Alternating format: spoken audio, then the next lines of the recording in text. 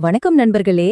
நாம இன்னைக்கு ஒரு ரொம்பவே ஸ்பெஷலான கொஞ்சம் வித்தியாசமான ஒரு சூப்பர் ஹீரோவோட கதையை தான் பார்க்க போறோம். இது வெறும் பவர் பத்தின கதை மட்டும் இல்ல, உண்மையான தைரியம்னா என்னன்னு சொல்ற ஒரு கதை. சரி, ஒரு நிமிஷம் யோசிச்சு பாருங்களேன். உங்களுக்கு தெரிஞ்சதுலயே ரொம்ப தைரியமான சூப்பர் ஹீரோ யாரு? உடனே மனசுக்கு வர்றது அயன்மேன், கேப்டன் அமெரிக்கா இந்த மாதிரி கேரக்டர்ஸா தான் இருக்கும் இல்லையா?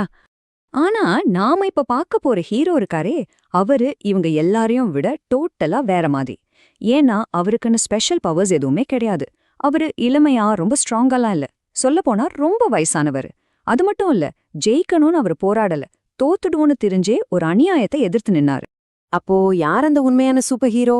வாங்க, 10 தலை கொண்ட அரக்கன் ராவணனையே எதிர்த்து நின்னு ஜடாயுவோட அந்த அசைக்க முடியாத தைரியத்தை பத்தியும் அவர் யாருங்கிறத பத்தியும் நாம இப்ப விரிவா பார்க்கலாம். நம்ம ஹீரோ ஒரு மனுஷன் இல்ல, அவரு ஒரு பிரம்மாண்டமான கழுகு. பயந்து ஓடி போகாம தைரியமா எதிர்த்து நிக்கணுங்கிற அந்த ஒரு குணம்தான் அவரோட அடையாளம். சரி, ஜட்டாயுவுக்கு எப்படி இவ்ளோ தைரியம் வந்துச்சு? அவரோட இந்த வீரச் செயலுக்கு பின்னால் இருந்த காரணம் என்ன? வாங்க அதையும் தெரிஞ்சுக்கலாம். ஜட்டாயு ஒன்னும் சாதாரண கழுகில்ல. அவர் ஒரு மலை மாதிரி பிரம்மாண்டமானவர். யோசிச்சு பாருங்க, அவரோட ரெக்கைகள் எவ்ளோ பெருசுன்னா அதை விரிச்சா ஒரு ஊருக்கே நிழல் கொடுக்கலாமா. அப்பப்பா! ஜடாயு யாருன்னு பாத்தீங்கன்னா ஸ்ரீராமரோட அப்பா, தசரதரோட ரொம்ப க்ளோஸ் ஃப்ரெண்ட். அதனால ராமர் சீதையெல்லாம் காட்டுல தங்கியிருந்தப்போ அவங்களுக்கு ஒரு தாத்தா மாதிரி ரொம்ப பாசமா ஒரு கார்டியனா இருந்தாரு.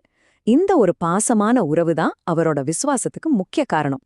அவரு ராமர் கிட்ட நேரடியாவே சொல்லிருக்காரு, ராமா, நீ என் ஃப்ரெண்டோட பையன். இந்த காட்டுல உனக்கு எந்த ஆபத்து வந்தாலும் சரி, நான் உன்னை காப்பாத்துவேன்னு ஒரு வாக்குறுதி கொடுத்தாரு. இந்த வார்த்தைகள்லயே அவரோட கடமை உணர்ச்சியும் பாசமும் எவ்வளவு ஆழமானதுன்னு நமக்கு நல்லாவே புரியுது. இப்ப வாங்க, கதையோட அந்த முக்கியமான ஆக்ஷன் சீன்குள்ள போகலாம். நம்ம ஹீரோவை கழுத்துல இறங்க வச்ச அந்த சம்பவம் என்னன்னு பார்க்கலாம். ஒரு நாள் ராமர் பக்கத்துல இல்லாத சமயம் பார்த்து ராவணனுங்கிற அரக்கன் சீதாதேவிய கடத்திட்டு போயிடுறான்.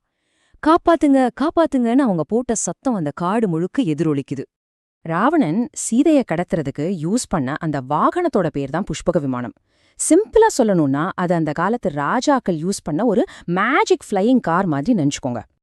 இங்கதான் ஒரு முக்கியமான விஷயத்தை நாம கவனிக்கணும். ராவணன் தன்னை விட பல மடங்கு சக்திசாலின்னு ஜடாயுக்கு நல்லாவே தெரியும்.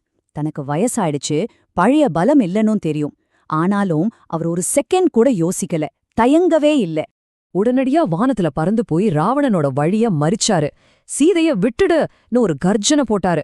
அப்புறம் தன்னோட கூர்மையான நகங்களையும் அலகையும் வச்சு ராவணனோட அந்த புஷ்பக விமானத்தை உடைச்சு நொறுக்க ஆரம்பிச்சாரு. ராவணன் விட்ட அம்புகள்ல இருந்து தன்னோட பெரிய ரெக்கைகளையே கேடயமா யூஸ் பண்ணி தடுத்தாரு. அது ஒரு பயங்கரமான சண்டை. ஆனா ஜடாயுவோட போராட்டம் ரொம்ப உறுதியா இருந்துச்சு. வாங்க, இப்ப கதையோட கிளைமேக்ஸ்க்கு வந்தாச்சு. ஜடாயுவோட தியாகம் என்னாச்சு, அதோட அர்த்தம் என்னன்னு இப்ப பார்க்கலாம். ரொம்ப நேரம் போராட்டம் நீடிச்சதால கோவத்தோட உச்சிக்கு போன ராவணன் அவனோட வாளை எடுத்து ஜடாயுவோட 2 ரெக்கைகளையும் வெட்டி வீழ்த்திட்டான். இந்த இடத்துலதான் சண்டையோட போக்கே மாறிடுச்சு. படுகாயத்தோட ஜடாயு பூமியில வந்து விழுந்தாரு. ஆனா அப்பவும் தன்னோட கடமைய முடிக்காம போகக்கூடாதுன்னு ராமர் வர்றவரையும் உயிருக்கு போராடிக்கிட்டே இருந்தாரு. ராமர் வந்ததும் தன்னோட கடைசி மூச்சுல, ராமா, ராவணன் தான் சீதைய தெற்கு திசையை நோக்கி கடத்திட்டு போனா அப்படிங்கிற அந்த முக்கியமான தகவலை சொல்லிட்டு ராமரோட மடியிலேயே அமைதியா உயிர் விட்டாரு. இந்த ஒரு சம்பவம் காலத்தால அழியாத ஒரு பாடத்தை நமக்கு சொல்லிக் கொடுக்குது. அதாவது, நாம ஜெயிக்கிறோமா தோக்குறோமாங்கிறது 2வது விஷயம். ஆனா ஒரு அநியாயம் நடக்குதுன்னா அது எதிர்த்து நிக்கிற தைரியம் நமக்கு இருக்கணும். இதுதான் இந்த கதையோட முக்கியமான மெசேஜ். ஜடாயோட இந்த தியாகத்தால மனசு உடைஞ்சு போன ராமர் அவருக்கு ஒரு மிகப்பெரிய மரியாதைய கொடுத்தாரு. எப்படி ஒரு மகன் தன்னோட அப்பாவுக்கு இறுதிச் சடங்குகள் செய்வானோ அதே மாதிரி ஜடாயுவுக்கு எல்லா சடங்குகளையும் செஞ்சு அவருக்கு மோட்சம் கிடைக்கிறதுக்கு உதவினாரு. சரி, இவ்ளோ பெரிய கதையிலிருந்து நாம என்ன கத்துக்கலாம்? நம்ம லைஃபோட இதை எப்படி கனெக்ட் பண்றது? ரொம்ப சிம்பிள். உதாரணத்துக்கு, உங்க ஸ்கூல்ல யாரையாவது மத்தவங்க துன்புறுத்துறத பாக்குறீங்கன்னு வச்சுக்கோங்க.